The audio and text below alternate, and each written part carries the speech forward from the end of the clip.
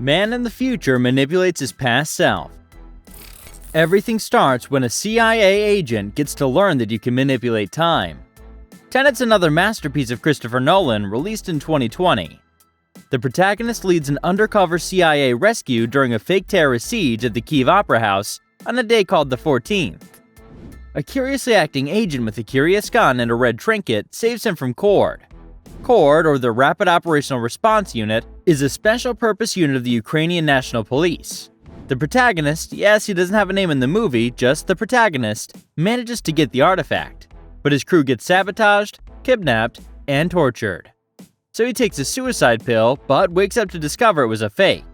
And although it was a test, he managed to pass after all. Then he's recruited by a secret group known as Tenet, and they brief him about bullets with inverted entropy that go backward through time.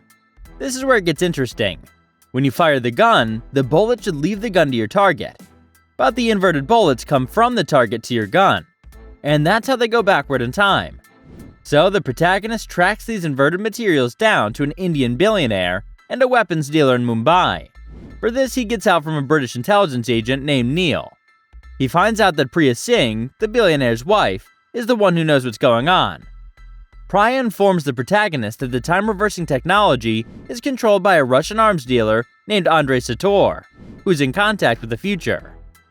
The protagonist contacts Sir Michael Crosby, a wealthy British intelligence agent, who informs him that an explosion occurred in the now-abandoned Russian city of Stalsk-12.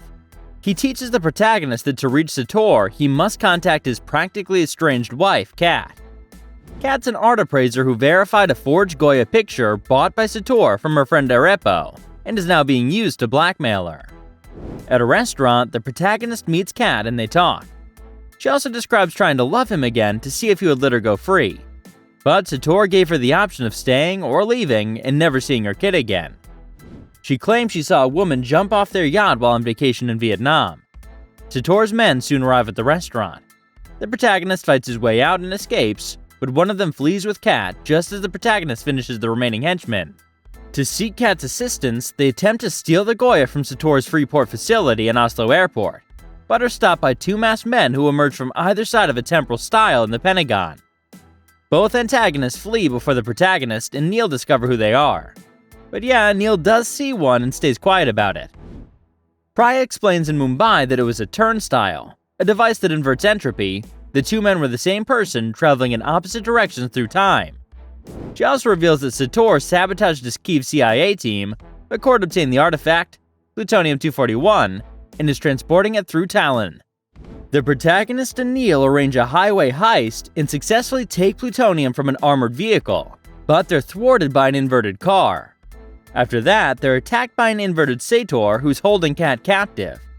The protagonist hides the artifact and saves Kat, but they're captured and taken to Sator's Tallinn Freeport, where the inverted Sator confronts them and shoots Kat with an inverted gunshot. When the Tenet troops under Commander Ives come, Sator uses a turnstile to flee.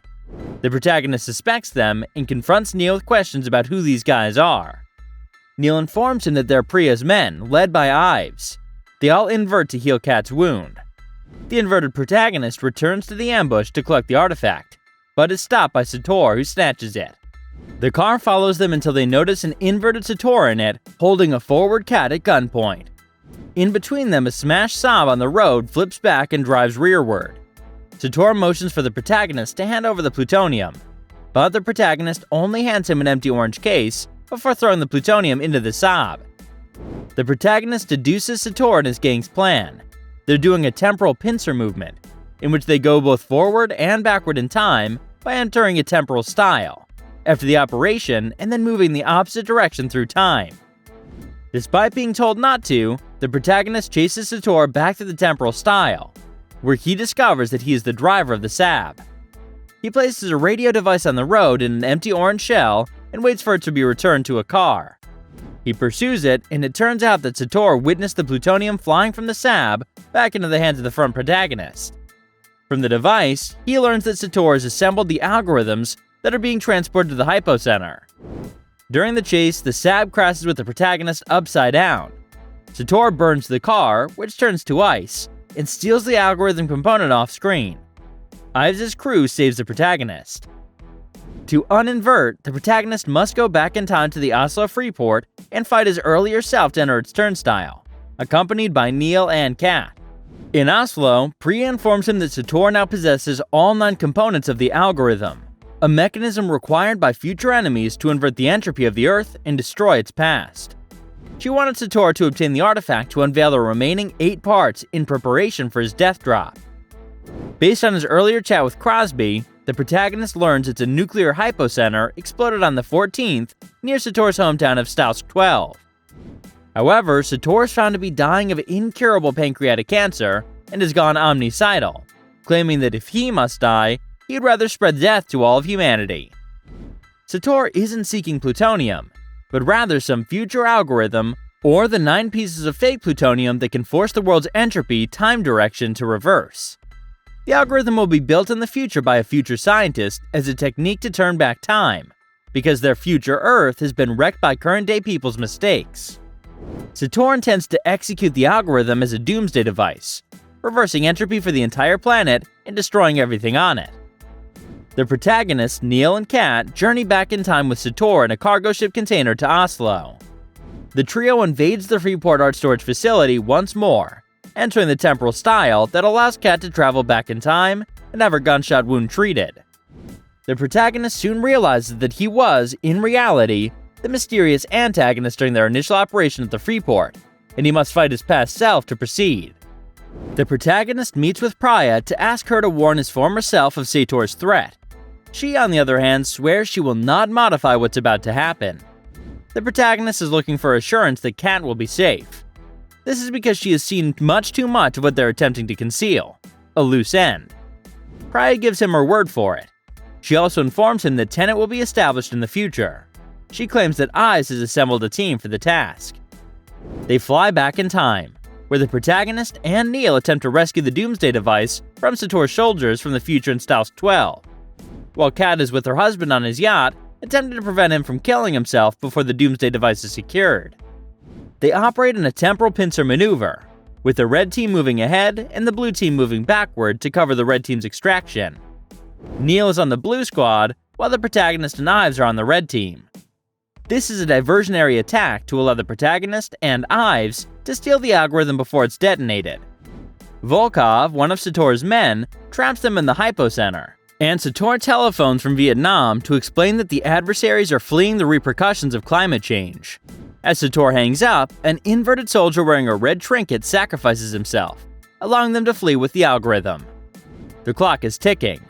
Neil, who is switched midway, tosses a rope through the hole in the tunnel's roof, and the protagonist and Ives cling on as they're pulled up. On the boat, Kat kills Sator. The explosion occurs, yet the planet is not destroyed.